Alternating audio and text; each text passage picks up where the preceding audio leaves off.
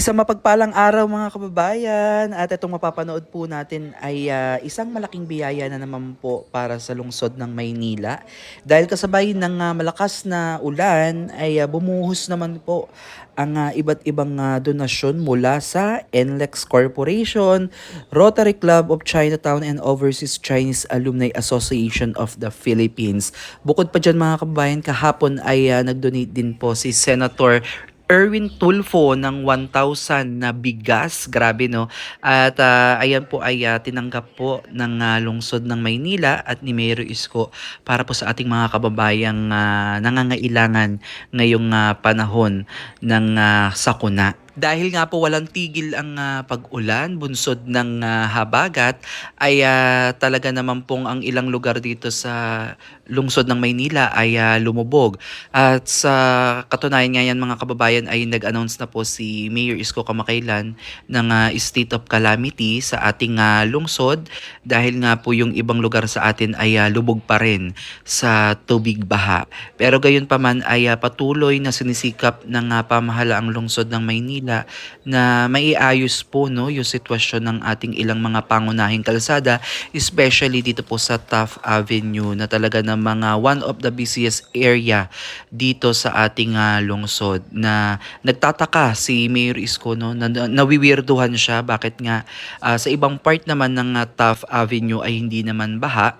At dito nga po sa UN at sa Pedro Hill ay lubog no hanggang dyan sa may Nakpil. So isa sa pinakamalaking problema mga kababayan ay ang nadiskubre niyang burak no, punong-puno po ng burak ang ating mga drainage diyan. At dahil nga po sa patuloy na pag-ulan mga kababayan, ang ilang parte nga po ng ating mga kalsada ay baha, lubog po sa baha. No? Kaya itong ating mga kababayan na ang trabaho, ang hanap buhay ay pamamasada kagaya ng mga jeepney drivers, mga tricycle drivers.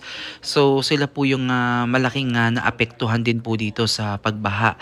Kaya naman itong i-donate ni Senator Erwin Tulfo na bigas ay nais ni Mayor Isko na ipamahagi din to sa mga jeepney drivers na lubhang naapektuhan din po sa bahang ito.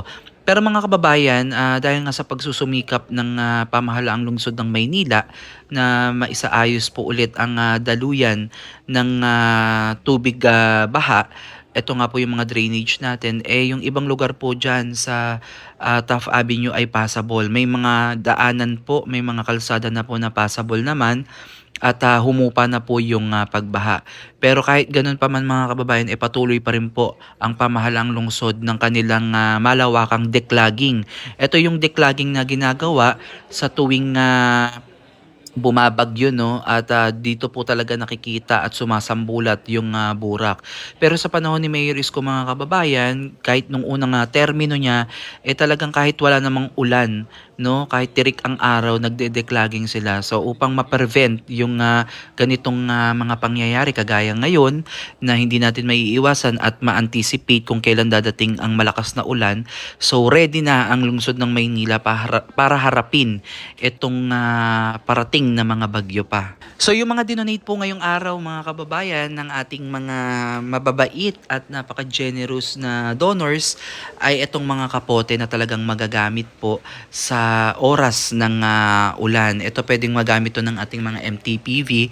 At itong si Mayor Isko no, talagang hindi nawawala sa kanyang puso ang mga jeepney drivers na yung mga tricycle drivers. So parang bet niya ata na bigyan ng portion nito, yung kalahati ata nito, na bibigyan niya din yung ating mga tricycle drivers na syempre sila po yung talagang babad sa ulan. Lalo na syempre kung ito yung kanilang pangunahing pinagkukunan ng hanap buhay, especially yung may mga pinapaaral. So alam natin yan na yung mga tricycle driver natin no, na dama natin yung ano nila pagkatumal dito sa panahon ngayon dahil nga syempre wala namang gustong lumabas at lumusong sa baha.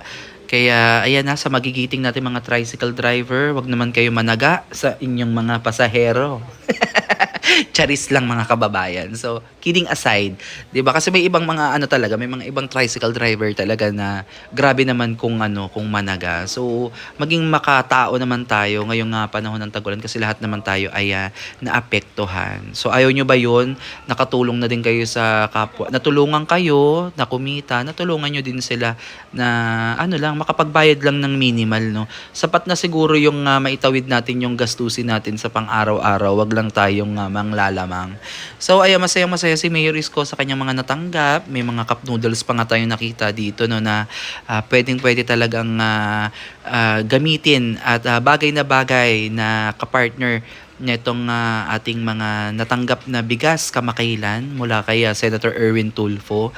Ito yung maganda kay Mayor Isko, no, kahit na iba-iba yung mga pananaw nila sa politika, when it comes sa ganitong disaster, sa mga sakuna, mankind man yan or nature, talagang nagkakaisa. Dapat ganito, no? Hindi isinesantabi muna yung mga political agenda. Basta kapakanan ng mamamayang Pilipino sa lungsod ng Maynila, ayan, magtulong-tulong, no? Dahil tumakbo nga naman ang ating mga nasa gobyerno para sa atin talaga, 'di ba? So, dapat sa panahon ngayon nakikita talaga natin yung kanilang presensya, yung kanilang mga ipinangako sa atin noong sila ay nangangampanya pa. O kayo, kamusta naman kayo? Yung mga chairman nyo dyan, mga mayor, mga congressman, mga konsehal, ano na? Anong update sa inyong mga lugar, mga kababayan? At i-comment down nyo yan dito sa ating comment section para naman kalampagin natin sila mga ng bonggang-bongga. So, ayan, kidding aside, mga kababayan, pinapasaya ko lang kayo habang nanonood dito sa ating reaction video. At ayan, update tayo mamaya sa ilang mga kaganapan sa lansangan at kung ano namang update ngayong bagyo, no? Grabe talaga yung habagat na dala-dala nito. Maging dito sa Maynila talaga, pagkagabi talaga hindi ka makakatulog dahil doon lumalakas yung hangin, lumalakas yung ulan, no? At iniisip mo na naman na baha na naman sa tapat ng bahay ninyo. Kaya mga kababayan, malaking bagay itong pakiusap ni Mayor Isko na sa bawat chairman, bawat barangay ay linggo-linggong magkaroon ng clean up, declogging ng mga kanal. 'Di ba? So in fairness, mga kababayan, sino nakakita ng mga baha ngayon dito sa Maynila? 'Di ba? Na lesson na yung mga basura. Hindi na katulad dati na kapag nagbaha, palutang-lutang yung mga plastic bags diyan, mga diaper or whatsoever. Ngayon, purely baha. May mga ilan-ilang mga basura, hindi naman nakakaligtas 'yan, pero napakalaki ng changes, 'di ba? So, 'yun lang yung kagandahan kay Mayor Isko sa kanyang unang linggo na pagkakaupo bilang alkalde ng Maynila ay nilinis niya agad yung mga gabandok na basura, especially sa Divisoria, dyan sa may Blooming Treat, no? Kaya good job kay Mayor Isko. Samantala mga kababayan, ito naman po yung kuha natin kahapon sa United Nations, dyan po yan sa Taft Avenue, kung saan medyo humupa na po yung tubig baha dito, pero ganun pa man, hindi pa rin po kontento ang ating alkalde na ganito pa rin yung sitwasyon. As in, kahit naman sino, no, gusto talaga na mawala ng tuluyan itong tubig baha, na every time sana nababaha ang nais natin ay talagang hindi na maging stagnant yung tubig dito at tuloy-tuloy na po na dumaloy sa ating mga drainage ang tubig baha. So patuloy po ang malawakang declogging ng ating pamahalang lungsod ng Maynila dito po sa ating pinakamamahal na kalsada, ang Taft Avenue. So alam naman natin, one of the busiest area, andyan po yung mga ospital, kaya malapit din po yan sa PGH at sa dalawang pribadong ospital dyan. Andyan din po yung main office ng NBI, ang headquarters po ng PNP kung saan kumukuha ng mga police clearance, at may mga eskwelahan din po dyan na talaga namang makakaapekto po talaga to sa trabaho, sa pag-aaral at negosyo ng ilang mga kababayan dyan. Kaya much better talaga mga kababayan na talagang maging ayos itong sitwasyon dito sa kahabaan ng Taft Avenue. At syempre, bago natin makalimutan, nandito din po ang United Nation na LRT, no, na kung saan napakarami din bumababa dito mga pasahero na pumupunta dito sa United Nation. So, ayun lang mga kababayan, ito yung latest update natin ngayong araw na to.